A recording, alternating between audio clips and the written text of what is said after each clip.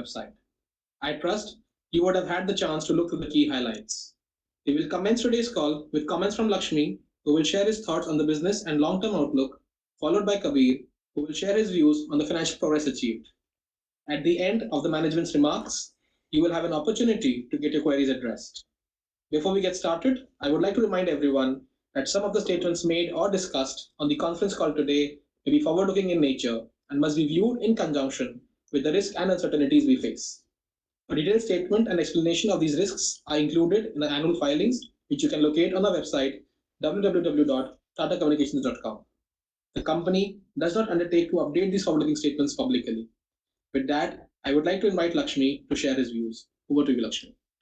Thanks, Chirag. Hello, everyone. I welcome you all to Q1 FY24 earnings call. Our financial results are a good reflection of the disciplined execution of our reimagined strategy. Our data revenue growth momentum continues to improve as we invest in improving our capabilities to enhance our relevance with our customers. These investments imply that the margins may remain soft in the short term, and despite this, we aspire to operate at ROCEs of about 25%. Our unique strengths are very much being recognized by our customers as we can address both the cost side and the revenue side outcomes for them, thus increasing our relevance quotient on a continuous basis.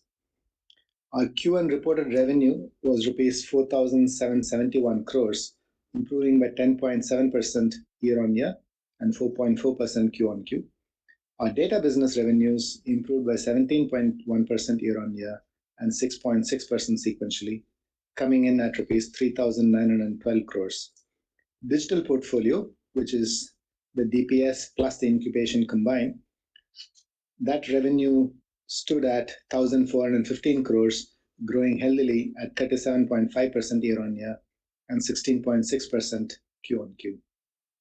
Underlying data revenues, which is excluding Switch, grew by 14.2% year-on-year this quarter, the highest since FY20, while they improved sequentially by 4%.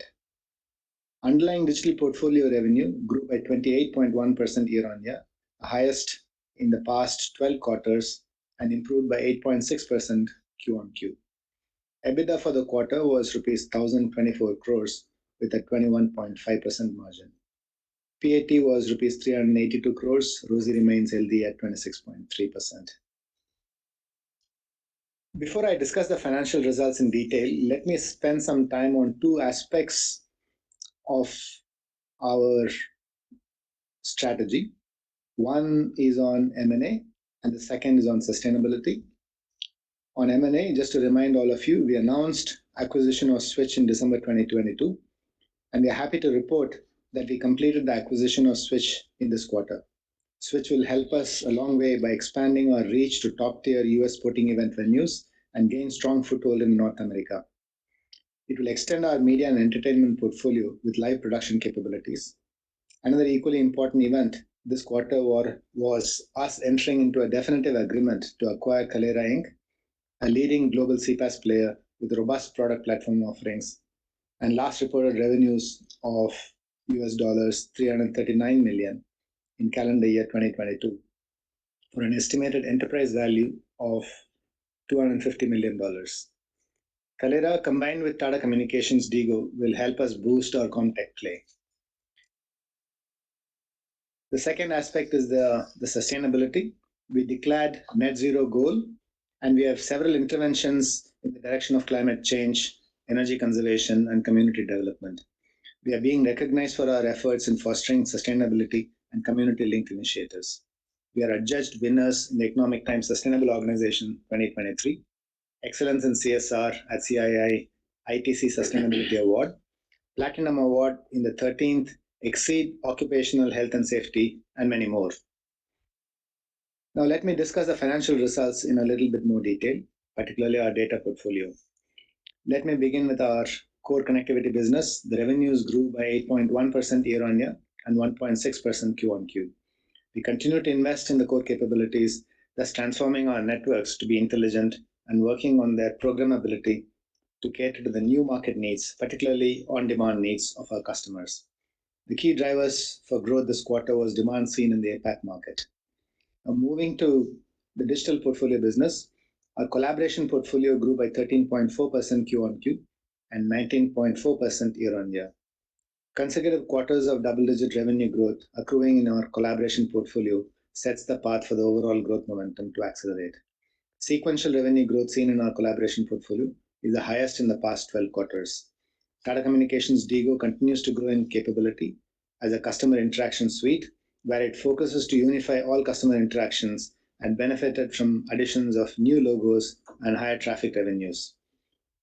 Recently, one of India's leading passenger car manufacturer has trusted Tata Communications DIGO to transform broker and customer experience of its car insurance venture. The project covers the CX transformation of all the phases of customer journey: attract, acquire, transact, and retain. Our DIGO platform won the MEFIS Award 2023 in the Personal Data and Identity category for the best innovation in the field of authentication. Additionally, InstaCC portfolio grew by a very healthy double digits this quarter and more. So we have robust deals in the delivery pipeline as well. InstaCC benefited from increased usage and addition of new logos in the Middle East and deal wins in the healthcare segment. Media business revenues, including revenues from Switch, were sequentially up by 103.9% and 108.7% year on year. Excluding Switch, media business revenues were up by 36.5% Q on Q and 39.7% year on year. We are seeing rapid expansion in Japan and Nordic markets with more in-region demand for global content. Our media edge is acting as a strong technology differentiator for all the three segments of content transport, processing, and production. With the integration of Switch, both teams are driving synergies by taking up joint offerings to our customers in Europe and US. The global presence of Tata Communications and strong broadcast experience with production capabilities of Switch has helped us elevate our conversation across these customers. We are seeing this translating to good pipeline with higher ACV deals in the pipeline. Our next-gen connectivity revenues increased by 14.9% Q on Q and 46.6% year on year. Our unique ISO WAN proposition offers an end-to-end managed, predictable, and performant business-grade internet to our customers. This serves as a major catalyst driving our deal wins. With our customers moving to multi-cloud interconnect, we see an opportunity to address this growing market opportunity. We will soon be launching our software-defined multi-cloud connect service to provide on-demand self-serve capability for customers to manage and address this connectivity to cloud, multi-cloud, and between clouds. Moving to cloud hosting and security, this portfolio registered a growth of 23.9% year on year and seen some softness on a sequential basis. Enterprises continue to look for seamless integration across multiple clouds with the flexibility to leverage both private and public clouds with better and transparent FinOps to track cloud consumption. Our multi-cloud management capability with CloudOps, FinOps, and SecOps through our TCX Cloud Command places us well to cater to this structural trend. Our MSS business continues to grow at a healthy double-digit run rate. Tata Communications Cloud SOC, a managed detection and response platform, is well positioned to address market opportunities. We recently signed a large Cloud SOC contract with a leading life and general insurance group to protect them against the cyber attacks. This is completely a cloud-delivered solution from our platform. The incubation portfolio grew by 27.5% year on year. However, on a sequential basis, the performance is subdued. Move has grown 40% year on year. In our IoT offerings, after gaining wins in the domestic market, we are now looking at expanding to international geographies. Our digital portfolio has a capability to address holistically the needs of our customers. We will continue to invest and drive relevance with our enterprise customers. With this, I'll now request Kabir to share the financial highlights. Thank you, Lakshmi, and good afternoon, everyone. Let me take this opportunity to discuss the highlights of our financial performance for this quarter.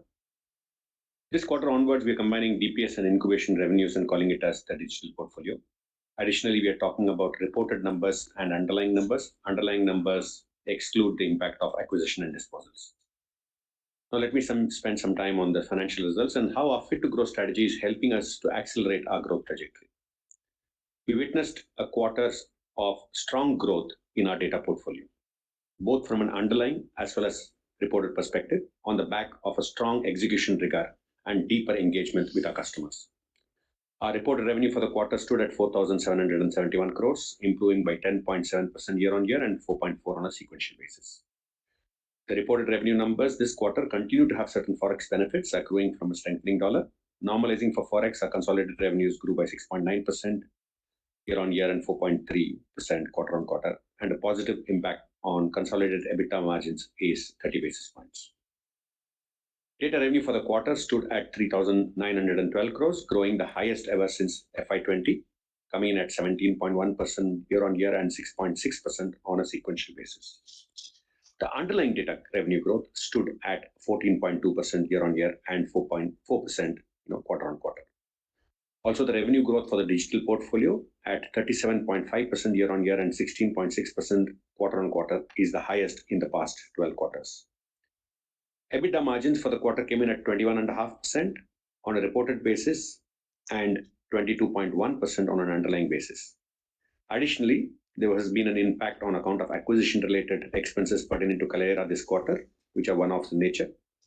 Normalizing for both the Switch consolidation and M&A-related expenses, our normalized EBITDA margins are 23.1%, well within the ambition of 23 to 25. ROCE for the quarter is at 26.3, and the sequential decline is again an outcome of Switch integration and M&A-related costs. PAT is up 17.1% quarter-on-quarter, and PAT margins were at 8%. FCF for the quarter is at 184 crores, and this includes income tax refund of 425 crores. Net debt stood at 6,007 crores, and net debt to EBITDA at 1.4x. Our debt levels continue to be at the comfortable gearing and well within our ambition. Cash capex for the quarter stood at 431 crores, and the ramp-up is attributed to payments coming in from capex projects committed in the prior year. All our KPIs, ROCE, PAT margins, net debt to EBITDA, and revenue growth reflect how we are fundamentally transforming the company to operate in a higher growth trajectory and funding our growth ambitions in a meticulous manner to maximize value for our shareholders. It is important to step back and understand the journey so far. We have come a long way from a significantly leveraged balance sheet to a situation where steering capital allocation for growth. The healthy FCF over the last few years has allowed us to create a solid base to pursue inorganic opportunities and accelerate growth momentum. That said, we continue to invest and strengthen our foundation for achieving growth ambitions and investing in our sales and product organization to benefit from the market opportunities. The digital portfolio revenue growth gives us the confidence that we are on the right track. Our acquisition of the Switch and our definitive agreement with Kaleyra will further sharpen our moats and help us improve our growth trajectory in the medium term. These strategic interventions will additionally help us penetrate deeper into international markets and accelerate our growth in these geographies. Moving to subsidiaries, TCTS and TCPSL remain flat sequentially. Our payment business continues to make positive shifts as we expand our portfolio under the franchising model. As on date, we have close to 3,800 franchisee ATMs to our portfolio and working steadily on increasing this further. We continue to strengthen our governance, rigor, and agility in TCTSL. To sum up, our holistic delivery across financial KPIs is laying the path to capture the tailwinds and market opportunities which lie ahead. I will now ask Chirag to open the forum for Q&A. Thanks, Kabir. The first question is from the line of Ms. Sanjesh Jain of ICICI Securities. Sanjesh, you have been requested to unmute yourself. Please unmute and go ahead and ask your question. Thanks for taking my questions. I got few of them. First, Lakshmi, can you help us understand how is the order book and funnel shaping up? And this quarter has been a very strong growth in the data business. Can you also help us understand, was there a bunch up of revenue because of the easing of chips, or do you believe these growth numbers are sustainable and you believe that you can further accelerate this? That's my first question. Yeah. Hi, Sanjesh. No, there wasn't anything that bunched up or anything as a result of semiconductors or anything. I think I have been saying that as a result of investing in the markets, our funnels are improving. I think the order books have been steadily increasing over the course of the last few quarters, and some of the deliveries and conversion were happening, even though it was delayed because, as I had said, the semiconductor delays were delaying the some of the deliveries. But we were treating them more as a business as usual and nothing as unusual. Right? That is the way we wanted to do that. It's the way we would attribute this quarter's growth is a result of good order booking, disciplined execution on service delivery and assurance, and good engagement with our customers to reduce churn and other factors. Right. So that's what we would say. Going forward, if I look at the funnel, I think the funnel is still very good. Last quarter, the number of deals that we added into our funnel is very healthy. The number of new logos that we acquired last quarter again is quite healthy. Having said that, the conversion of the funnel in Q1, we noticed that it was longer than what it took 2 quarters ago. So it's longer, but mostly the response from customers are more about delay and more time to make a decision rather than stopping anything. So overall, the demand drivers are pretty much in place, and the demand drivers for most of our offerings stem from the fact that the customers are moving to cloud. Stems from the fact now today many customers are not just happy with just going to one cloud, but they want to be truly on multiple cloud. Stems from the fact that people want to examine private cloud a lot more strongly than blindly moving to public cloud, because that was a trend a while ago. There is a very clear discussion happening with customers on the value of private cloud. Customers wanting to leverage internet, and that has not died in terms of customers wanting to move to internet. Similarly, on the customer experience side for B2C, they want to see a simpler means to have conversations with their consumers and in a more converged and contextual manner, because that's what will help them to deliver better experience.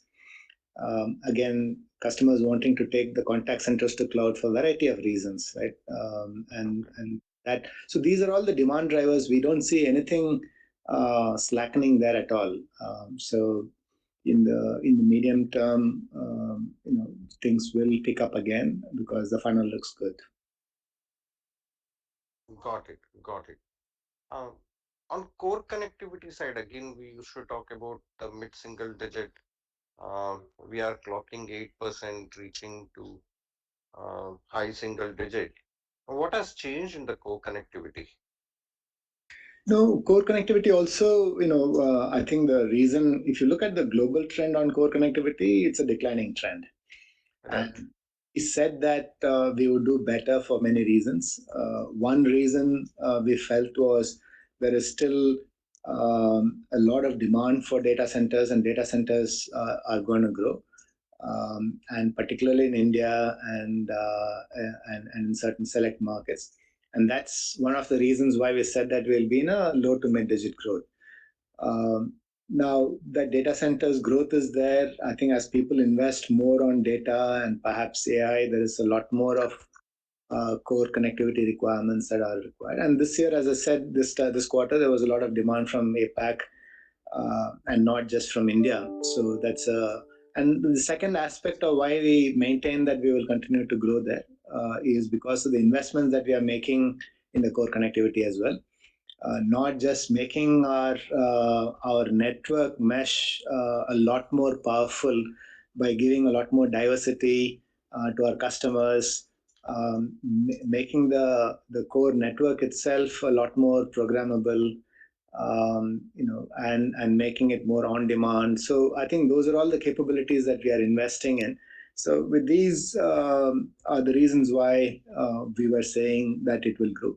Now, whether this level of growth that we saw, and this also has some lumpiness in this business because some of these contracts tend to be large, so you will see some lumpiness. But overall, we are still saying that it will be in the low to mid digits, single digits.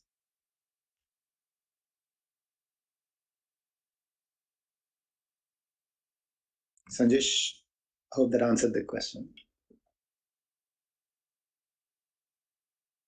Yeah, thank you. Thanks. That answers my question.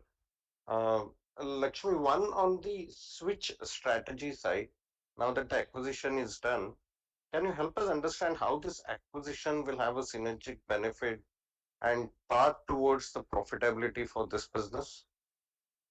Yeah, Sanjesh, the switch, I think the rationale was the switch is a very strong player in North America.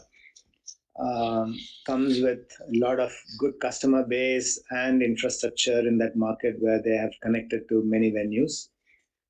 The second is they have a strong production capability, which is a missing piece in the Tata Communications portfolio, and that augments our product capability. So it brings with it a geography expansion for us. It brings with it a product capability and fills a gap in our portfolio. So that's the rationale. In terms of the synergy, we are already, we are 2 months into to close, and we are seeing already the results of that, where we are able to take up the joined up offerings to our customers, and we are seeing very good traction with customers with these joined up offerings. In North America, to switch customers, we take our Tatacom offerings and bundle it and take it. And similarly in Europe and other markets, when we bring the switch production capabilities and bundle it. There are interesting conversations happening. The funnel is looking good as a result of these conversations. The second aspect of it is the margins that you talked about. Yes, I think as we scale, as we work on the other aspects of synergies that we had laid out, these will play out in due course to improve. Got it. One last from my side. Subsidiaries have been very volatile and struggling. We haven't seen a sustained turnaround. What's the end game for us in both TCPS and TCTS? No, see, I think the way we want to look at this business is TCTS is addressing telco markets. They have the core competency and a very strong domain knowledge of telecom, and that combined with the technology expertise and service expertise they bring, it is attractive to the telecom companies out there who are investing in fiber, who have a lot of legacy technologies and processes and would want to transform. That's the real value proposition of TCTS. And I think that is still attractive. Maybe there are some softness in the market today, as you would have seen. Globally, telcos and others, are soft. We would have seen that from the SI results announcement. Many of them have called out. So it is taking time for TCTS to convert opportunities and win those deals. And from a profitability point of view, we are turning around, making careful selection of bids and making sure that the mix is more skewed towards international. And as we put on that, it will turn around. So that's the sort of short, medium term plan for TCTS. As far as TCPSL is concerned, we had called out that company again suffered through a lot of macro changes imposed by various things, one of that being COVID. And we had pivoted that business to from being a fully company-owned, company-operated model to a franchisee model. And that changing to that franchisee model is beginning to show results, albeit, while that part of it is showing results, the other part is yet to fully turn around. And as we completely pivoted to the model that we want, it will turn profitable. Got it. My problem with TCTS is that it's been like what, 4 5 years, Yes. that business has struggled. Um, Yes. we haven't seen any material turnaround there. The question is, do we really want to continue now? We have given half a decade for that business. Yeah, I think when there is any other proposal, Sanjesh will come to you. But as of now, in the management team is going to keep the head focused, head down, and focus on the execution of the strategy that I just outlined. Fair enough. Thanks, Lakshmi, for answering all the questions and best of luck. Thank you. Thank you, Sanjesh. We will wait for a minute for the questions to assemble.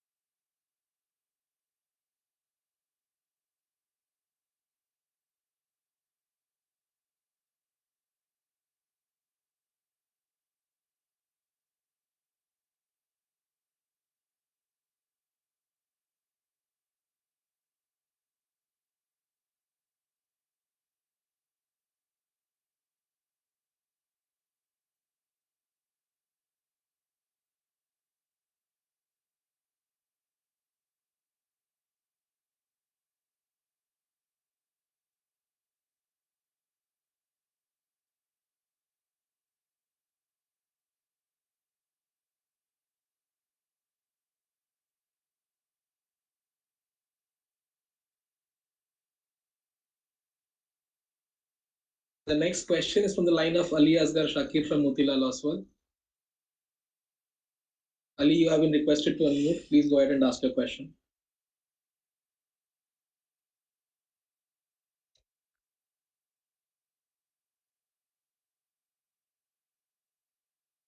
Ali, you're not audible. Could you please check the tech at your end?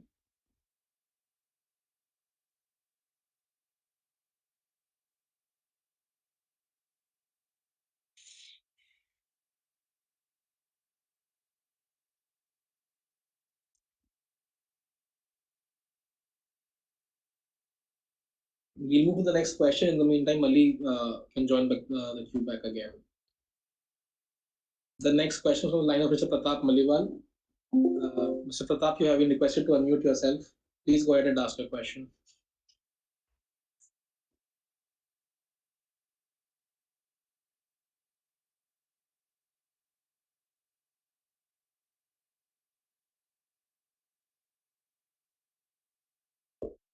Pratap, please go ahead. Yes, Pratap. Yeah, thank you for taking my questions. So I just wanted to have a bit of clarity around our cloud and security business. So we've been seeing some good growth in that particular sub vertical. So was there any one-off that we had in this particular quarter, and do we expect it to kind of reverse going ahead? And just a doubt I had, that is our cloud hosting and security more India focused? Please correct me if I'm wrong there. Yeah, hi, Pratap. No, there isn't any one-off as such, but from an overall demand perspective, as I said, the cloud demands are still solid.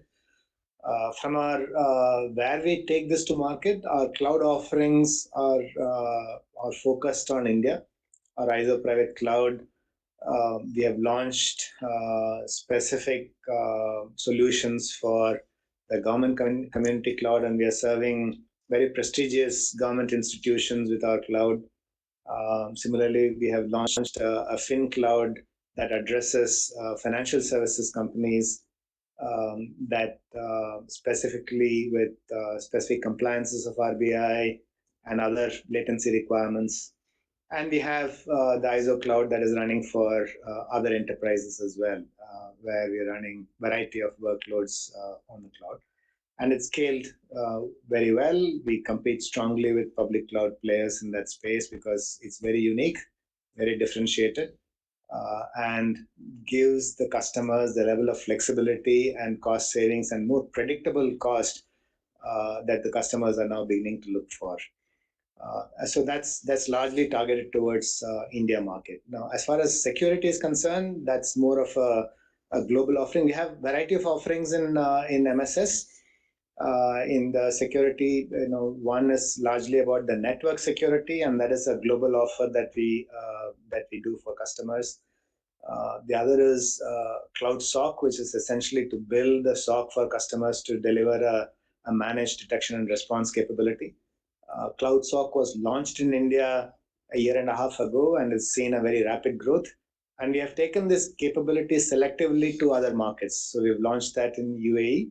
And while we have not officially launched it in European markets, there are already 2-3 customers in Europe who are using our Cloud SOC capability. So our security offerings is more global. Our cloud capability at the moment is largely in India. Understood, sir. So out of in our DPS portfolio of the four offerings, which one do we think can really move the needle for us when it comes to our international revenues? Which one are we really looking at for that growth trigger? All of them. No favorites. We'll be betting on all of them. So all of them have good potential in the market, and each one of them have a different drivers for them, but all of them have very good potential. Okay, sir. Thank you. Thanks for taking my questions. Thank you, Pratap. The next question is from the line of Mr. Mihir Manohar from Carnelian Asset Advisors. Mihir, you have been requested to unmute. Please go ahead and ask your question. Giving the opportunity. Sir, largely wanted to understand, the acquisition, Kalera acquisition that we have made. Now, given the fact that that is like 2,700, 2,800 crores kind of an addition. Despite making this business, acquiring this business, are we still hopeful of maintaining 20 to 25% margins from a long-term angle? This question is from a long-term angle, and just wanted to understand. If such a large business would get added to Tatacom Console, what will lead to release of margins in the balance part of the portfolio? Just wanted to have an understanding around that. What can be the margin release for us still to have 20 to 25% margins when we are looking the FY27 vision? Yeah. So that was the question. Thank you. Sure. Thank you. Kabir. Yeah. Look, Kalera is a listed company, so I'm sure you can do the mathematics of what their last reported turnover and their profitability is. So it indeed, when we close, it will have a dilutive effect in the immediate term. But our ambition for this business is to operate in the 23 to 25 range. So in the near to medium term, we hope to get Kalera back. The business case already looks at the potential synergies that we will have as a result of the Kalera acquisition, plus the efficiencies that we will actually bring about, as Tata Communication. The complementarities that we have, from a customer perspective, the ambitions that we have from a product portfolio, and capability and feature set, perspective.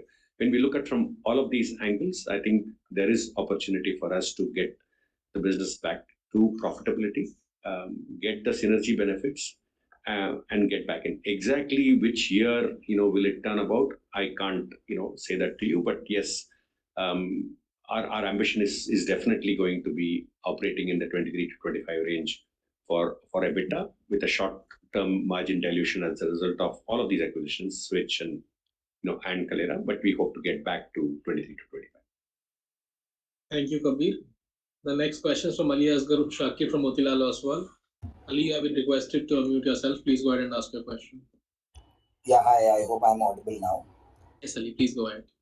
Yes, thank you so much for the opportunity and congratulations for a pretty good set of numbers, especially the digital portfolio, which seems to be doing pretty well in this quarter.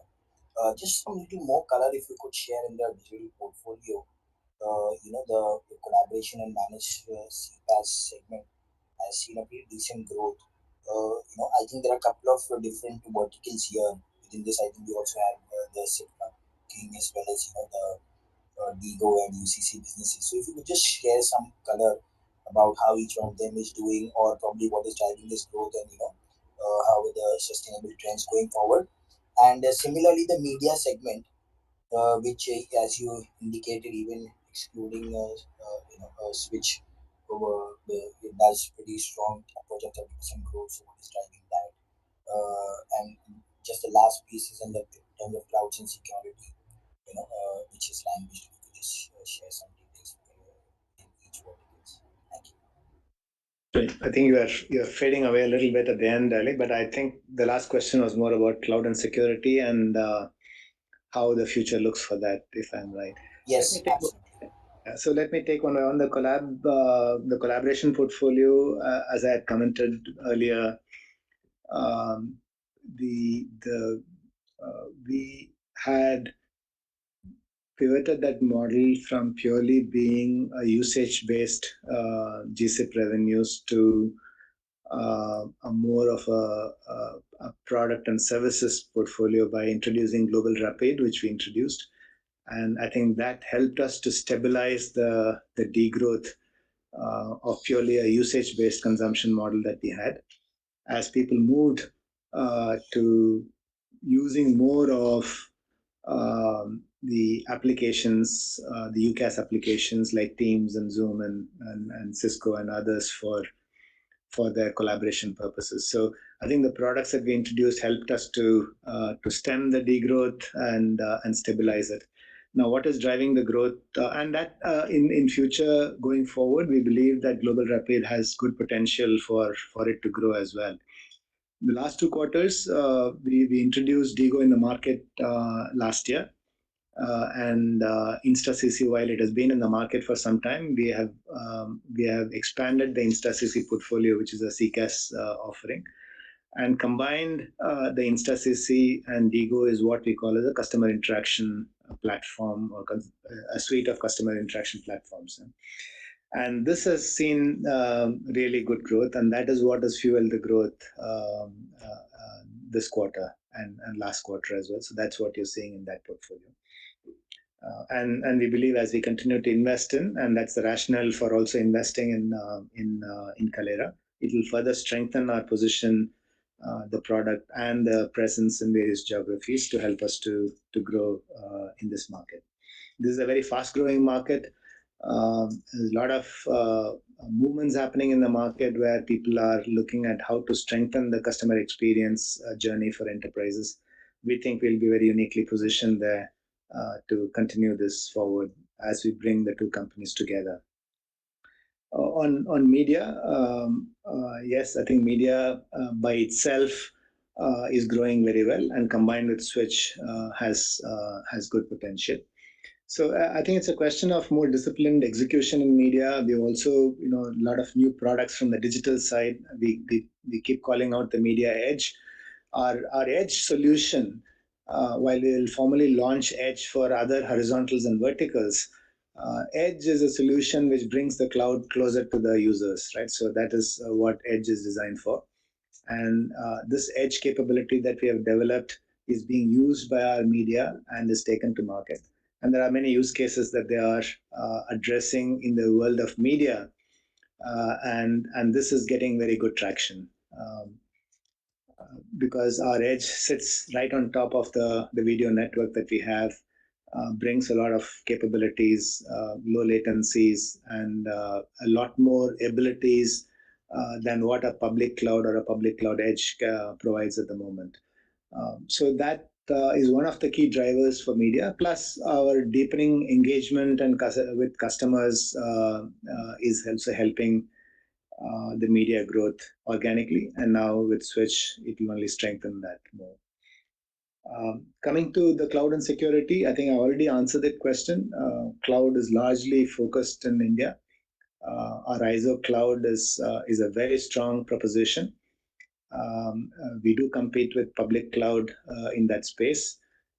We believe the private cloud has a very unique place in the workloads of enterprise customers. It offers them a lot more predictability of costs. It lowers the total cost of ownership when you look at a 3-year horizon. It brings a lot more flexibility. And we are able to offer better performance because our cloud in India is distributed in many locations, and therefore are able to offer much better performance on this. And we today run very prestigious workloads for government organizations. We are running workloads for major enterprises. So it's a very proven platform that we have. And that is something that we believe will continue to go forward and drive forward as we bring more and more new capabilities for AI, ML, and it, video object storage, and other capabilities that we will add to our cloud capabilities. From a security offerings are more global. In India, we have a little bit more wider offerings, but it is truly a global offering that we have. And that again, as you observed, is showing excellent growth for the past, and it's got even greater potential going forward.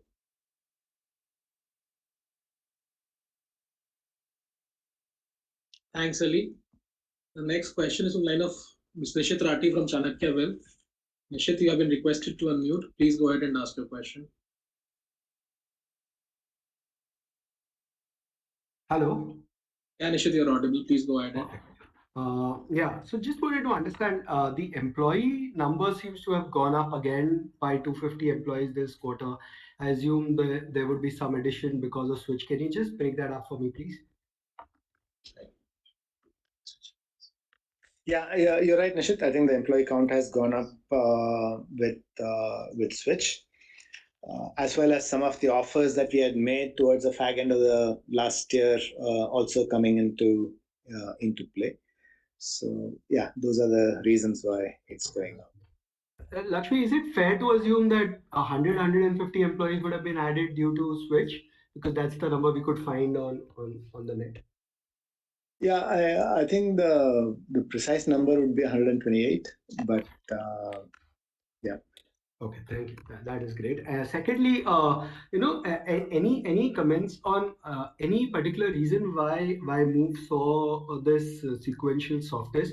It's been growing really well, and it's a product which you've been pretty excited about. So just wanted to understand anything in particular to read, or it was just a quarterly. No, nothing particularly to read into it. Today the Move platform addresses different segments, right? Of what they're addressing, the MNOs, airlines, and yet to be discovered segment is semiconductor, which we are really excited about. So these are different segments. Each of these segments are in sort of different stages of maturity in our 1-3-30 model. And as we navigate through these, we believe each one of these will scale. So the softness that we are seeing is only transient.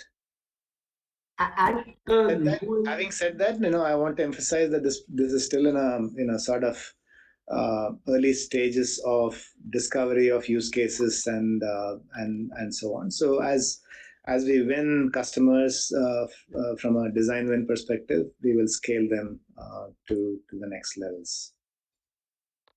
And is it fair to say that we were a fairly strong player in the auto connectivity part of it, and as the connected cars keep on increasing, you could start seeing much better revenue traction in this portfolio?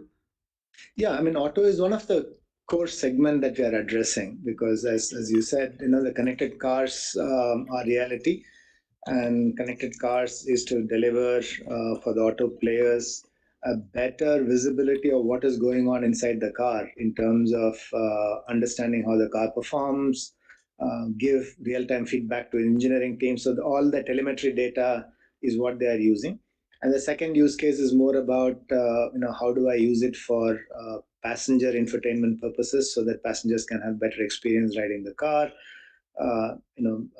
Delivering over-the-air updates as the cars themselves tend to have a lot more of compute capabilities. They have to be updated on a periodic basis. So the SOTA updates are going to become a more of a feature. So these are the key drivers of growth for the Move platform in that segment. And it will be both. We will participate in both the usage as well as of core fee, right? Yeah, absolutely. So this is a platform, right? So we will be charging for the platform. There will be usage as well. Perfect. That is perfect. And one last question: any any update you would like to share on the land side? You've acquired two companies. You said you'll look to match that with the lands. Yeah.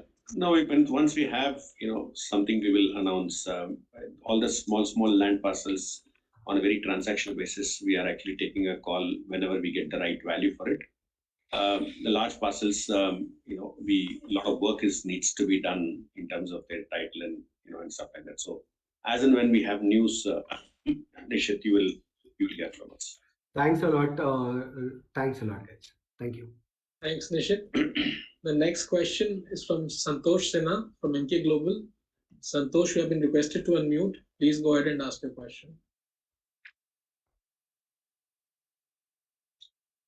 Can you hear my voice? Yes, Yes. Santosh. Yeah, so my question is again regarding the margins. When we look at the underlying EBITDA margins, it stood at 22.1%. That is still a decline of around 50 bits quarter on quarter.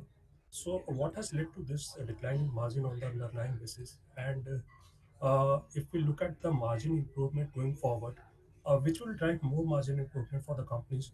Is it Switch or Calera? Well, let me answer the first part. Look, as I mentioned, there are quite a bit of drivers that you need to organically understand, for the company, and some of them play in the quarter-on-quarter, variance. Some of them play in the year-on-year variance. Let me explain the three holistic, drivers. One is the mix effect that we actually have as we drive the digital portfolio harder. They are currently coming at a lower margin, even though we have margin accretion there at an absolute level, but that still as a weighted average, will play out as a negative mix. So we need to understand that element structurally. The second one is we have actually, as I said, added, people costs, and those come in. That's there in the year on year, but not that much in the quarter on quarter. Plus, I also explained that this quarter we have spent, on the M&A related expenditure, all the due diligence and investment banker fee and strategic advisor fees that we had leading up to the decision that we made to enter into definitive agreement with Calera. So those are all the things that have impacted us, and we've been clear. Let me reiterate that both in the investor day and in the last few quarters, we have been transparent with the street, with the investors and the analysts about what our outlook on margin and what our approach to margin is. Our ambition is 23 to 25, but if there is strategic reasons why we need to depart, we will take that call. However, our return on capital employed and the return, on that will be a robust, greater than 25% is what, we would like to aim at. And again, when we have some huge investments, coming in, if again that dips, a little bit here or there, there's a lot of headroom, available there. But even that happens, I think structurally, we are a much healthier business, and we will continue to retain the focus on a healthy balance sheet. I don't want to, kind of speculate on whether it's Switch or Calera. It's like, so each of them have their own, I would say, demand drivers. Each of them have their own positives that they actually bring, to Tata Com, and the synergies have a different gestation period and a different dimension to it. So I wouldn't compare, between Switch or Calera. I think all of them sit part of my, digital portfolio and have a very strategic role, as they do. So the mix of what is having a higher net revenue margin, and LOB costs, or what is the capital, that each of the business demands, that will vary, depending on the nature of the business. So I wouldn't really take a judgment of the business on looking at just one KPI in isolation. It needs to be looked at in totality. Thank you, Kabir. The next question is from Urmil Shah from Aegis Life Insurance. Urmil, you have been requested to unmute yourself. Please go ahead and ask the question.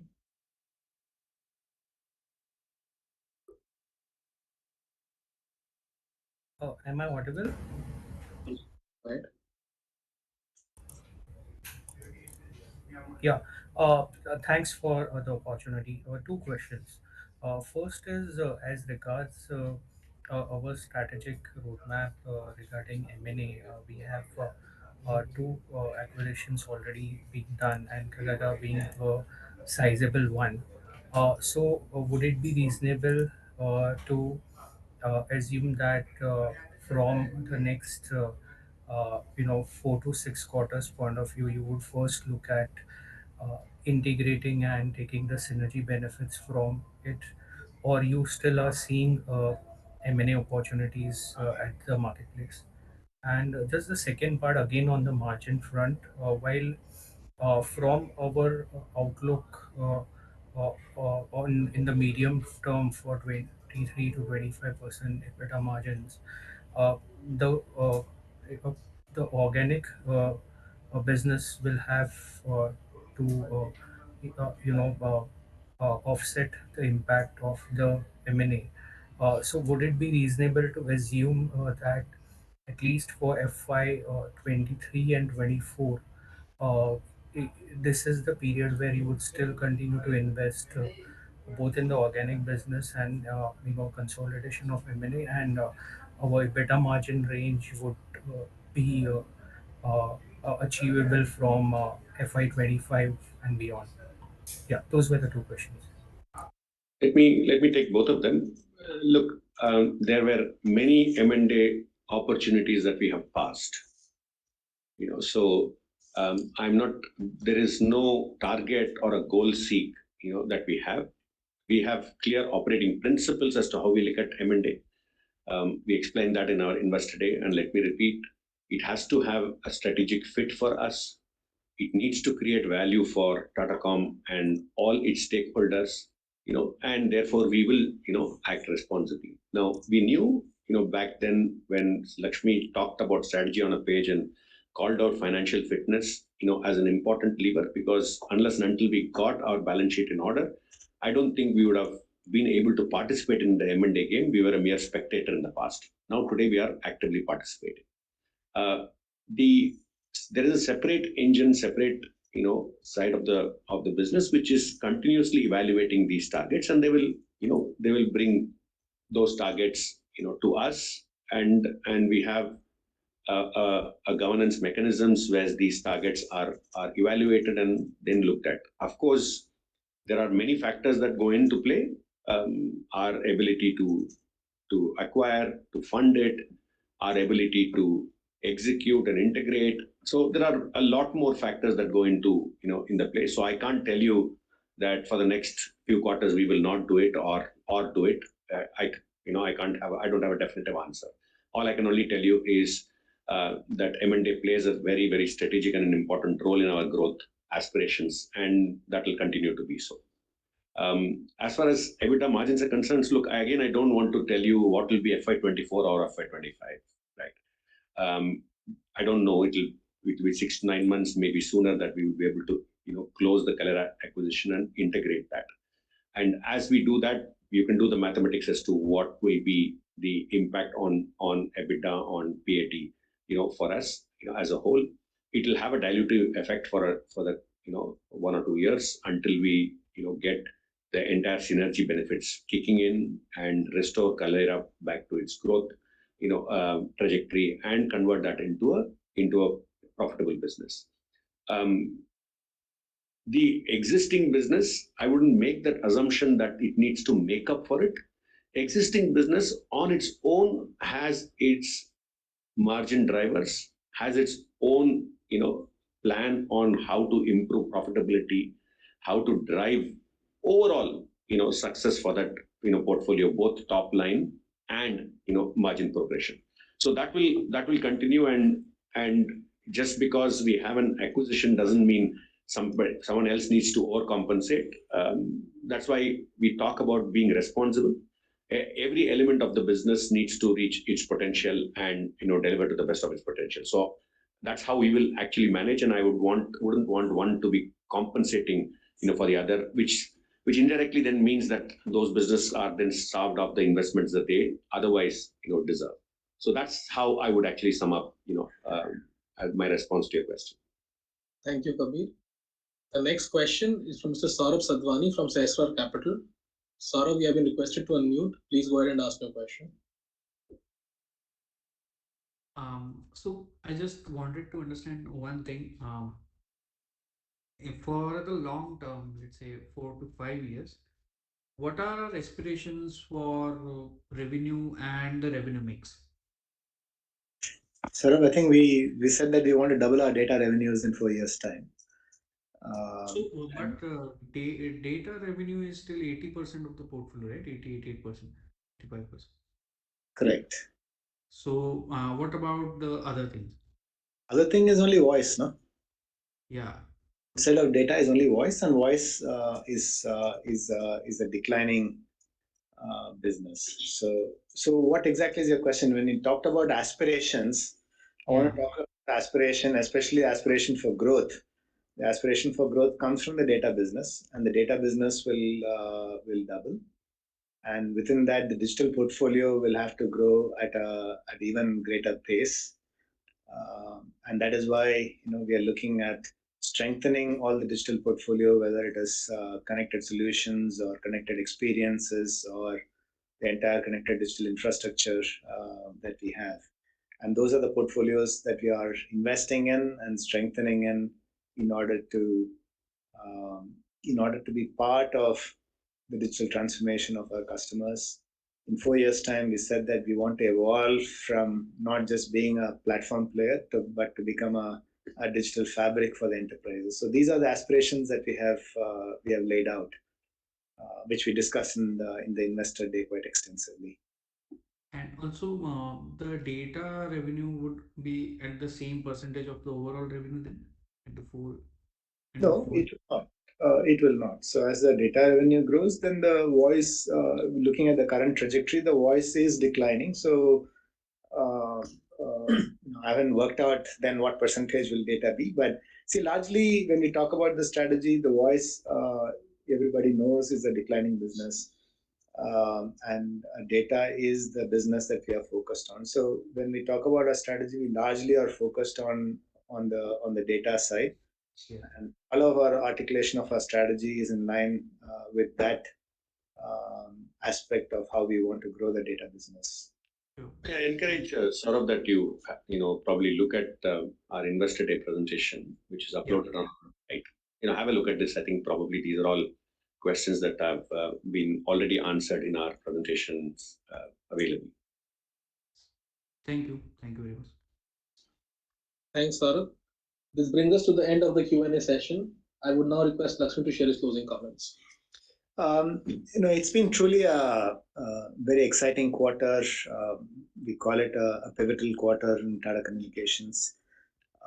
The growth in the data, growth in the digital portfolio is phenomenal. The major announcements that we made of completing the switch transaction is truly a landmark event in our media business. The announcement of Kalera is another important milestone in this growth journey. So we are very excited about the future and excited about the fact that we are becoming more and more relevant to the digital transformation of our enterprise customers. Thank you. Thank you, Lakshmi. This brings us to the end of the call. In case of any queries, please write to investor.relations@tatacommunications.com. The recording will be available on the website in the next 24 hours. You may please disconnect now. Thank you.